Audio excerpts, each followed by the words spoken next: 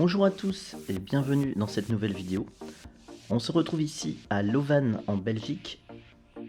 Après ma dernière vidéo où vous avez pu voir le montage de mon House-O-Matic A800 MMX, la voici donc terminée. Comme on peut voir, je l'ai équipé d'un moteur Trinity 13 tours et demi, un variateur Hobby-Wing XR10 Pro en mode Blinky, ainsi que d'un servo SRT low profile. Alors on est début mars, aujourd'hui on est samedi et c'est la veille d'une grosse course chez eux qui est la Fun Cup 4. Alors c'est une piste indoor qui est située à 15 minutes de La Panne, près de la côte belge. La piste est ouverte, moi je suis pas inscrit pour la course, mais moyennant finance je pouvais rouler le samedi. Alors comme on peut voir, je traite les pneus avant d'aller rouler.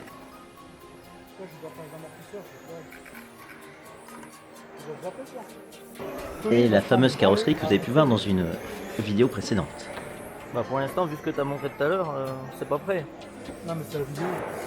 Tu sais que dans les films c'est comme tout. Ici c'est donc ma radio 100 watts, une MT44. Bon, qu'est-ce qu'il me prête sa voiture là pour la course avec Tony? J'allume la radio d'abord, ensuite le variateur avec l'interrupteur qui est positionné dessus. On a pu le voir clignoter, c'est le mode Blinky, donc c'est-à-dire entièrement d'origine.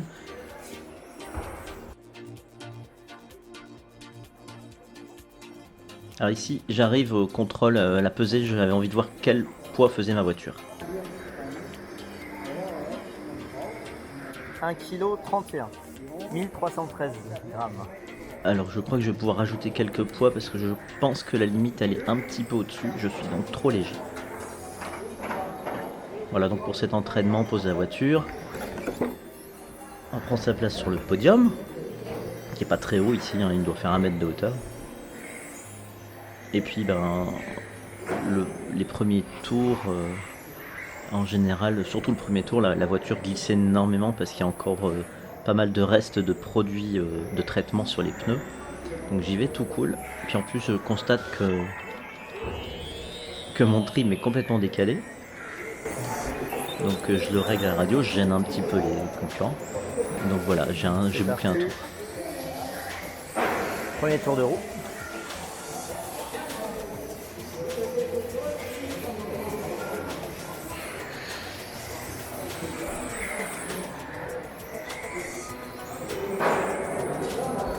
Alors comme on peut voir, la voiture glisse un petit peu de l'arrière.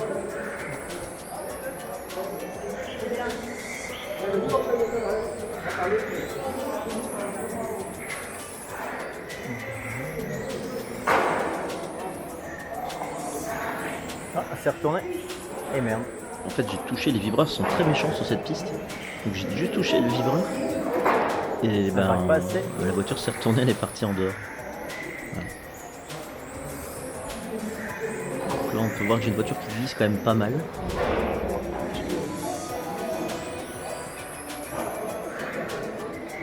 Après je découvre aussi la piste.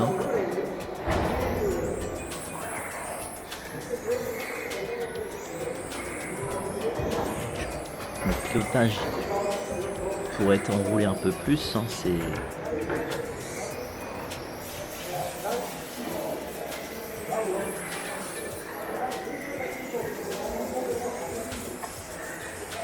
Mais bon, pour une voiture que je connais pas encore beaucoup, je suis déjà satisfait du comportement qu'elle a.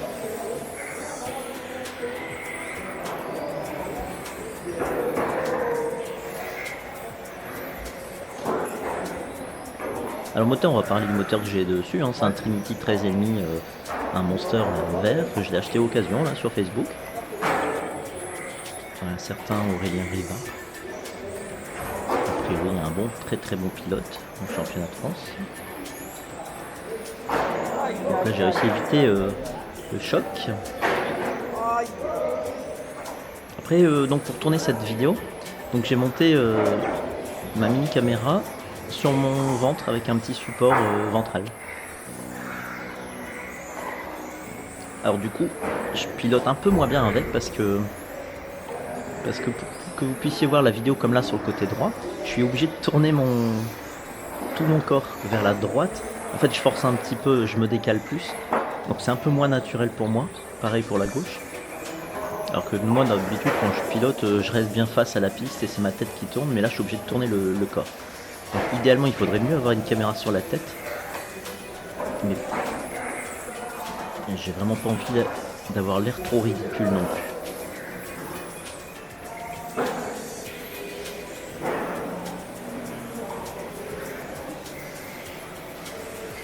Alors, on peut voir, ce premier pack, la voiture fonctionne plutôt bien. Donc on va reparler un petit peu du montage de la voiture. On avait pu voir la vidéo en accéléré, c'est la vidéo précédente. Et ça n'a pas été une mince affaire ce montage. Cette voiture, on peut dire que c'est quand même pour un... C'est pas du tout fait pour un débutant. Vous n'allez pas commencer avec une House-O-Matic A800 MMX parce que franchement le montage est pas évident. La notice, elle est loin d'une très bonne notice. Waouh. Donc, elle est détaillée, mais ça manque de détails quand même. Là, on peut voir, j'avais mangé un petit peu le vireur là ou avant, donc la voiture est partie en tête à queue. Là, la caméra, l'autofocus est complètement perdu. Il faut attendre que ça revienne. Alors en fait, le problème aussi des images dans cette salle, c'est que la luminosité de cette salle est vraiment très mauvaise. Il fait vraiment très sombre dans cette salle. D'ailleurs, on a pu le voir dans les stands, c'est une des rares salles où les gens viennent avec leur lumière de table. Donc là, il y a beaucoup de grains sur la vidéo, je suis désolé pour la qualité. On aura des images beaucoup plus belles lorsque je ferai des sessions en extérieur.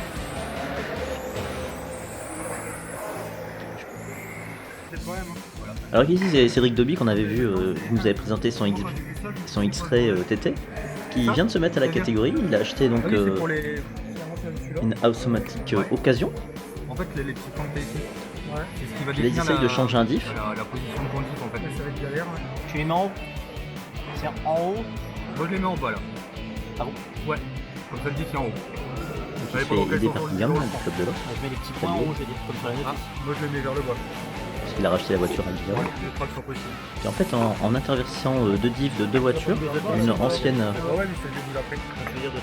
d'une ancienne House-O-Matic avec une nouvelle, ils se rendent compte que les cardans rentrent pas dans les lois.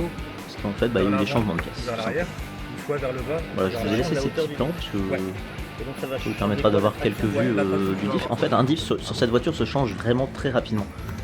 En 5 minutes, on a changé de diff.